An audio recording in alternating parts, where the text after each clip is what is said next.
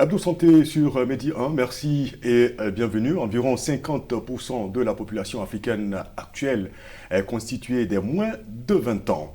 Cette frange composée d'adolescents et jeunes a des besoins spécifiques de santé qui ne sont pas suffisamment pris en compte dans les différentes politiques sectorielles. Et pour y remédier, une application dénommée e-Santé Jeune a été mise en place en Côte d'Ivoire.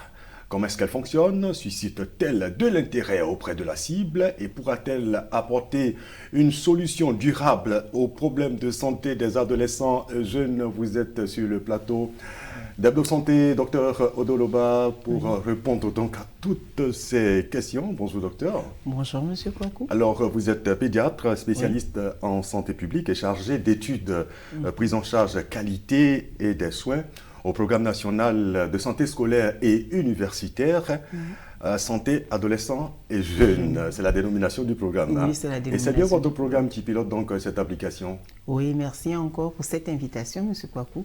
C'est bien le programme national de santé scolaire et universitaire, santé adolescents et jeunes qui pilote le projet e-Santé Jeune. C'est un programme du ministère de la Santé, de l'Hygiène publique et de la couverture maladie universelle qui a pour mission essentielle de promouvoir la santé des adolescents et jeunes. Et l'un des objectifs justement de cette mission, c'est de permettre aux jeunes d'avoir accès à l'information et aux services de santé. Et pour y parvenir, nous avons pensé qu'il fallait justement envoyer la santé là où les jeunes sont, c'est-à-dire à travers l'éthique. D'accord. Alors, de nombreux partenaires ont contribué à la mise en place de cette application, au nombre desquels le Fonds des Nations Unies pour la population, l'UNFPA, que vous représentez ici. Docteur Ngonga Gilbert, bonjour. Bonjour, monsieur Kwaku. Alors, vous êtes médecin, coordonnateur de projet droit à l'éducation inclusive et maintien de la fille à l'école dans le programme santé des adolescents et jeunes. Alors, quel rôle, vous, en tant que partenaire UNFPA, vous avez joué donc dans la mise en place donc, de cette application? Merci beaucoup pour l'invitation et merci de nous recevoir pour parler de e-santé. En fait, l'UNFPA a contribué tant techniquement que financièrement au développement de cette application. Et cela, c'est dans le cadre d'un projet dénommé Droit à l'éducation inclusive et maintien des filles à l'école. Un projet, n'est-ce pas, dont l'objectif est de promouvoir l'accès et le maintien des filles à l'école à travers la promotion de leur santé sexuelle et reproductive. Et c'est un projet qui est mis en œuvre avec les partenaires tant gouvernementaux que non gouvernementaux, dont le PNSUSAGE et avec le financement de Affaires mondiales Canada. Et dans ce cadre, comme l'UNFPA a parmi, n'est-ce pas, dans ses missions, l'objectif de pouvoir promouvoir le plein potentiel des jeunes, comme l'a dit Dr Odo tout à l'heure, il était impérieux pour nous de voir où est-ce que nous pouvons trouver les jeunes pour leur donner l'information sur leur santé sexuelle et reproductive. Nous avons ainsi contribué à la conception et pourquoi pas, n'est-ce pas, dans les travaux techniques et financièrement pour permettre à ce que cette application soit disponible pour permettre aux jeunes de pouvoir avoir l'information sur leur santé et pouvoir assumer leur plein potentiel. Alors vous avez parlé de conception tout à l'heure, on verra un peu dans les faits comment est-ce que cela s'est traduit, mais qu'est-ce qui a amené donc les acteurs que vous êtes, tant le partenaire que la partie nationale, à penser un peu cette application? À ce sujet donc, je voudrais qu'on écoute le directeur coordonnateur du programme national de santé scolaire et universitaire, santé adolescents et jeunes. Il est au micro de Ferdinand Kwaku. Nous sommes partis du constat que les adolescents et les jeunes sont surtout sur les technologies de la communication, les technologies de l'information et de la communication.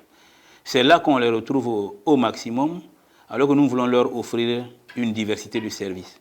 C'est à cela qu'on a mûri l'idée de mettre en place une plateforme interactive où ils pourraient, tout en utilisant l'outil qu'ils aiment le mieux, interchanger avec des prestataires de santé, qu'ils soient des médecins, des infirmiers, des sages-femmes, des spécialistes dans tous les domaines de la santé, mais également des travailleurs sociaux, psychologues, psychiatres et tout, pour qu'ils puissent, en toute quiétude, échanger par rapport à leurs problèmes de santé et trouver des solutions en accord avec celui qui les accompagne.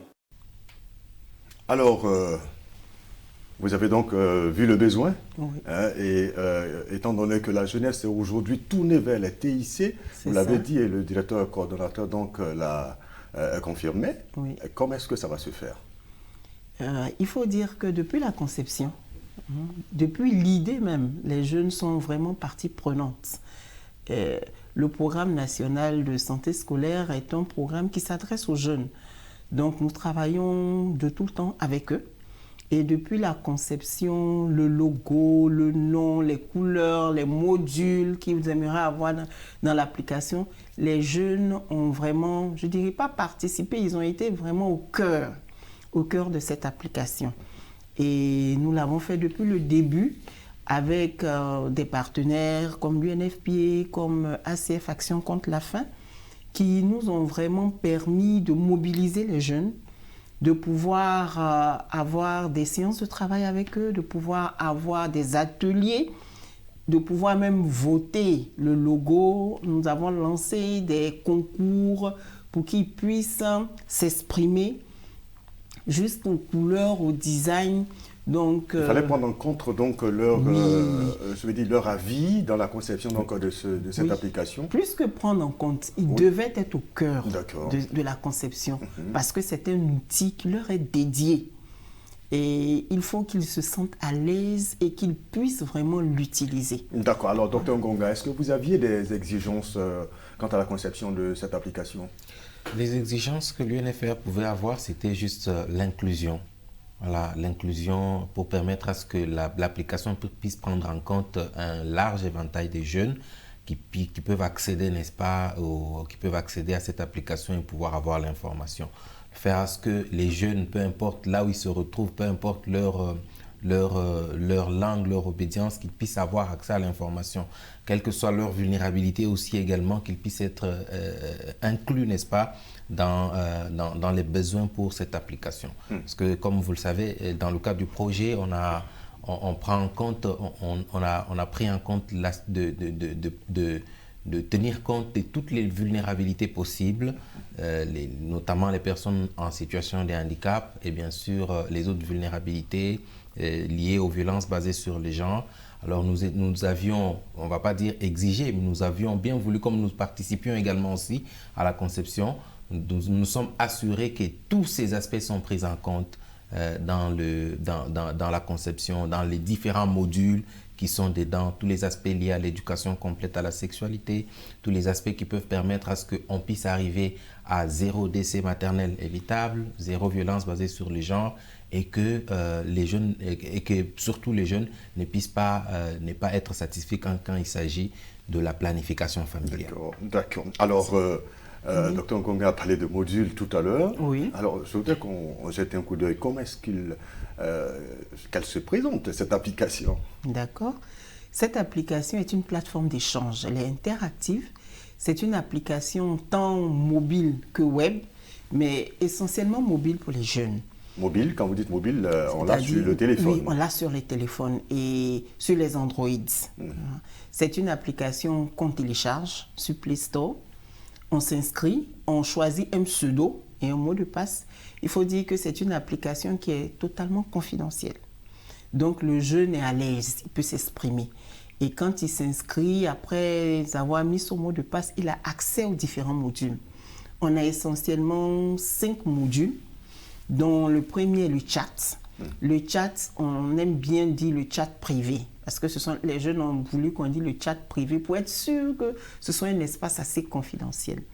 Et le chat est un module qui donne la possibilité à chaque jeune, à son initiative, de s'adresser à un prestataire de santé. C'est-à-dire quand il a un besoin de l'exprimer. Oui, il l'exprime. Il choisit le prestataire à sa convenance.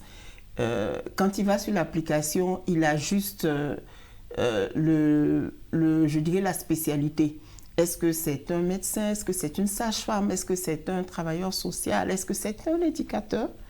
Et il a juste aussi l'information, est-ce que c'est une femme? Est-ce que c'est un homme? Donc à son initiative, selon sa préoccupation, il choisit l'animateur et il lui envoie un message. Et en toute confidentialité, il peut échanger sur une thématique qui le préoccupe. On a aussi le forum qui est un module fort intéressant parce que ça permet aux jeunes d'échanger entre eux sur différentes thématiques, justement. À l'initiative des jeunes eux-mêmes, c'est des thématiques qui sont la plupart du temps lancées par un animateur, un professionnel de la santé, qui demande l'avis des jeunes sur des préoccupations, sur des pratiques, sur l'accès aux services, sur la violence, sur les VBG. Et les jeunes s'expriment vraiment librement, en toute confidentialité, entre eux. D'accord. Et à la fin, l'animateur fait une synthèse.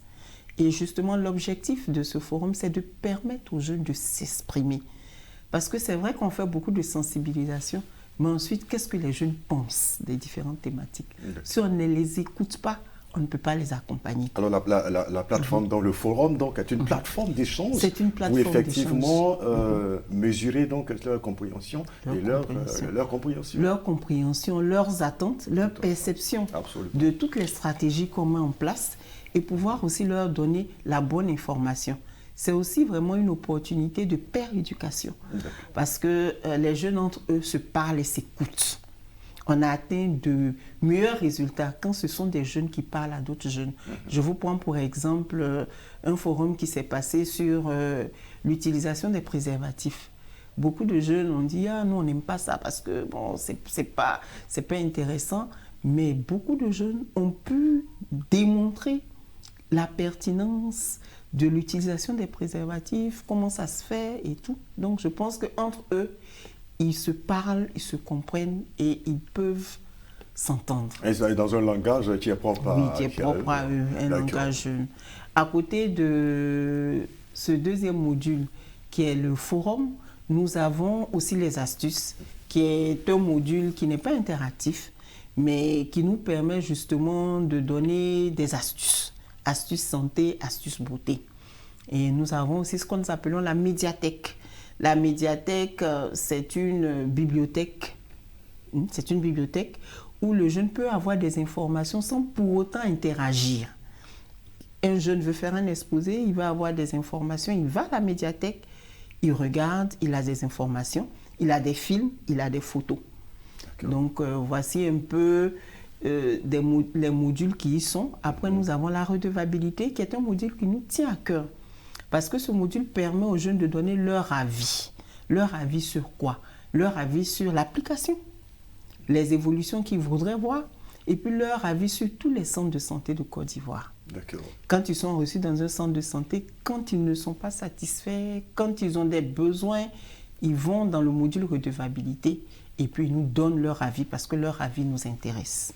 D'accord. Et puis nous avons le référencement qui permet aux prestataires, quand ils voient qu'un adolescent a besoin d'aller dans un centre de santé, de pouvoir lui envoyer une référence qu'il reçoit par mail, qu'il peut télécharger et aller dans un centre de santé. Il permet aussi aux jeunes d'avoir accès parce que les centres de santé sont géolocalisés et spécialement les centres de santé qui dressent la question des adolescents et jeunes, c'est-à-dire les centres de santé scolaires, universitaires, santé adolescents et jeunes, SSUSAGE, qu'on appelle généralement les médico-scolaires. Voici les modules qui sont sur e-santé jeune. Oui, c'est quand même assez riche, cette application. Oui. Alors, est-ce que vous avez, je vais dire, vous avez déjà sensibilisé la jeunesse à son utilisation? Non? Sensibiliser, je dirais que les jeunes ont été partie prenante. Mais il nous reste à faire une réelle promotion pour que cet outil formidable qu'ils aiment, dont eux-mêmes ils font la promotion, puisse être accessible à plus de jeunes en Côte d'Ivoire. D'accord, on en parlera tout à l'heure. Mais on s'est posé justement la question, est-ce que les jeunes savent utiliser donc cette application? Ferdinand Kouakou a retrouvé une étudiante qui a expérimenté justement e-santé jeune dès son lancement. Suivez.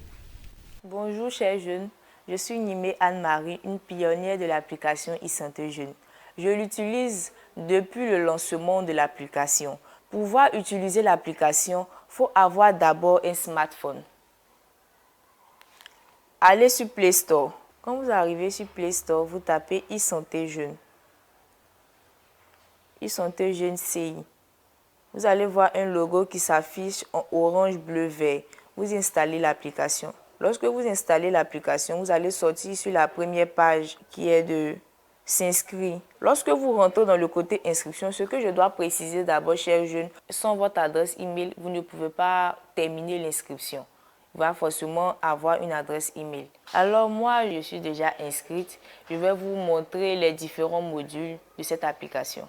Il y a plusieurs modules. Quand vous entrez dans le module chat nous permet de changer en privé avec un prestataire de santé. Les prestataires de santé sont des médecins, des sages-femmes, des infirmiers. Vous causez de façon anonyme. Ton problème qui te tient à cœur, tu expliques. Ou même ce que tu n'arrives pas à dire à ta propre mère, tu peux le dire à travers le côté chat. On a le côté médiathèque. Dans le côté médiathèque, on peut voir des vidéos et des photos sur des sensibilisations. On a le module forum. Dans le module forum, il y a par exemple un médecin, comme je le disais auparavant, des prestataires de santé qui peuvent donner un thème où nous les jeunes, nous les adolescents, on va échanger là-dessus. Et à la fin, le prestataire de santé va donner une conclusion selon le thème qu'il nous a donné. Il peut avoir un thème de, comment on appelle ça, un thème de grossesse en milieu scolaire, un thème d'avortement, un thème de la cigarette et tout. Chaque jeune a le droit de donner son avis et à la fin de ça, l'animateur ou le prestataire de santé va tirer une conclusion pour nous les jeunes. On a le dernier Astuce Santé. Dans l'Astuce Santé, il y a des administrateurs ou des prestataires de santé qui vont nous donner des sensibilisations à travers des thèmes qui va beaucoup nous instruire aussi. On a le côté redevabilité. Lorsque vous partez vers un centre de santé, il y a plusieurs étapes qui se passent. C'est dans le côté centre de santé visité. Il y a plusieurs réponses et il y a plusieurs questions à remplir. Et il y a le côté redevabilité sur l'animateur. C'est de donner votre avis sur le prestataire de santé avec qui vous avez échangé. Je vous rassure, mes amis jeunes, que l'application est très bonne pour nous. Elle est vraiment idéale pour nous, pour causer en toute confidentialité avec des infirmières, des sages-femmes et des médecins, selon tous nos problèmes sur nos santé et tout. Je vous propose vraiment de l'utiliser parce qu'elle est vraiment avantageuse pour nous. Surtout nous les jeunes que nous sommes, les jeunes adolescents et tout. Anne-Marie, à qui nous disons vraiment un grand merci. Elle a bien résumé Oui. Ce que vous avez présenté, Oui. et tous les modules que vous avez présentés. Oui. Ce qui prouve que les jeunes peuvent, je veux dire, comprendre et maîtriser même cette application. Oui, bien sûr. Écoute, on paye combien, j'allais dire Non, l'application, on ne la paye pas. Elle est gratuite, on la télécharge, elle est disponible, mais il faut être connecté. Donc, il faut avoir... Internet. Voilà, il faut avoir, comme les jeunes le disent, des data. D'accord. Voilà. Vous suivez l'évolution des choses, Dr Ngonga? Oui, M. Kwaku. D'accord. À l'UNFPA, vous pensez que la façon dont, je veux dire, le mode opératoire vous convient en tant que partenaire? Oui, le mode opératoire nous convient. Nous sommes en partenariat et nous travaillons, nous faisons la co-création, comme on dit, avec les partenaires, avec les jeunes. Et du coup, nous sommes contents que ça évolue de cette façon parce que justement, comme l'utilisatrice, la jeune dame l'a bien dit, c'est une application qui peut aider avec ces différents modules. Ils ont la possibilité d'avoir l'information et ils peuvent l'utiliser. Bien sûr, les jeunes aujourd'hui, ils sont en tout cas presque la plupart du temps, en tout cas, ils passent la plupart du temps devant leur téléphone et ils regardent le téléphone. Et la meilleure façon, c'est d'aller les chercher là où ils sont, d'avoir des contenus qui sont attrayants pour eux, pour leur permettre d'avoir l'information. Nous, ça nous intéresse que les jeunes s'intéressent déjà à cette application. Avec notre partenaire traditionnel, si on va ainsi le dire, nous espérons atteindre beaucoup d'autres jeunes avec cet outil qui a bien commencé, mais qui va monter en puissance. Parce que dans les perspectives, je pourrais vous dire exactement ce que nous attendons de cette application qui vient de commencer. Et justement, Dr Odo parlait donc de promotion tout à l'heure, et là, je vais demander à ce qu'on réécoute à nouveau donc le directeur coordonnateur du programme national de santé scolaire et universitaire, santé adolescents et jeunes, sur, bien sûr, où est-ce qu'on en est aujourd'hui avec cette application. Depuis le lancement de cette application, les jeunes ont commencé à s'intéresser, à se connecter, à télécharger, à se connecter, à utiliser cette plateforme-là, mais de façon timide. Alors que c'est une plateforme qui est faite pour accueillir jusqu'à 10 000 jeunes et plus. Et aujourd'hui, pour nous, une des priorités, c'est de faire connaître cette application pour que les jeunes sachent qu'ils ont à leur disposition un outil qui peut leur permettre de parler de tous leurs problèmes, que ce soit des problèmes de santé, que ce soit d'autres problèmes, ils peuvent en parler avec, derrière la plateforme, des spécialistes en la matière, en toute confidentialité et dans l'anonymat total. Et ça, c'est quelque chose de primordial, c'est quelque chose de capital. Je crois que c'est un très bon point, la confidentialité. Oui. Ça pourra amener beaucoup de jeunes. Oui. Alors, vous l'avez dit, le directeur coordonnateur l'a réaffirmé, il faut donc faire connaître cette application. Alors, comment est-ce que vous allez vous y prendre? Effectivement, une des grandes perspectives que nous avons actuellement, c'est vraiment de faire connaître l'application à tous les jeunes de Côte d'Ivoire, parce que ça s'adresse à eux. Et ils nous ont demandé, avec le petit sondage qu'on a fait, de pouvoir avoir des passes sociaux pour que justement ils puissent l'utiliser sans consommer beaucoup de data. Et en plus de pouvoir justement faire en sorte que cette application soit accessible avec des passes sociaux, on va utiliser les canaux de communication traditionnels que nous avons. On va utiliser aussi tous les clubs santé, les services de santé adolescents et jeunes, qui sont les médico-scolaires, les activités traditionnelles que nous menons, notamment la visite médicale systématique, que nous menons, qui s'adresse à tous les élèves et étudiants de Côte d'Ivoire. Et puis, nous allons toujours compter sur les partenaires de la communication, comme vous, qui vraiment voulez nous accompagner pour le bien-être des adolescents et jeunes. D'accord. Alors, le directeur coordonnateur a parlé de 10 000 jeunes qui peuvent donc interagir en même temps. Oui. On peut pas aller au-delà de 10 000 jeunes? Si, on peut aller au-delà. Mais le lancement a été fait l'année dernière. Donc, normalement, dans les perspectives, nous allons évoluer justement en augmentant cette capacité parce que le serveur nous le permet. Et donc, pour le moment, on a décidé d'avoir 10 000 jeunes connectés, mais à tout moment, on peut augmenter ce nombre-là. D'accord. Docteur Ngonga? Oui. Au niveau de vous, les partenaires, vous avez, je vais dire, vous voyez l'avenir en grand par rapport à cette application? Oui, nous voyons l'avenir en grand. En tout cas, l'UNFPA considère e-santé comme une intervention digitale pour la santé.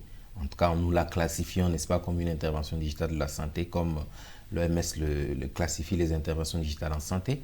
Pour nous, c'est une plateforme qui permet aux jeunes d'avoir l'information et leur permettre, je pense qu'on a même parlé un peu du module référencement ici, c'est déjà une très bonne chose. Ça permet aux jeunes d'avoir l'information et de pouvoir être référencés vers une structure de santé pour une prise en charge. Et pour nous, si ça peut permettre de pouvoir réduire les mots et permettre à ce qu'on puisse atteindre les 3 résultats transformateurs de l'UNFPA, 0 décès maternel évitable, 0 besoin non satisfait en planification familiale et 0 violence basée sur le genre. Si ça peut permettre d'arriver à cela, nous sommes preneurs et nous sommes contents de cela. Nous espérons et nous y travaillons aussi. En tout cas, nous travaillons à ce que l'application puisse grandir.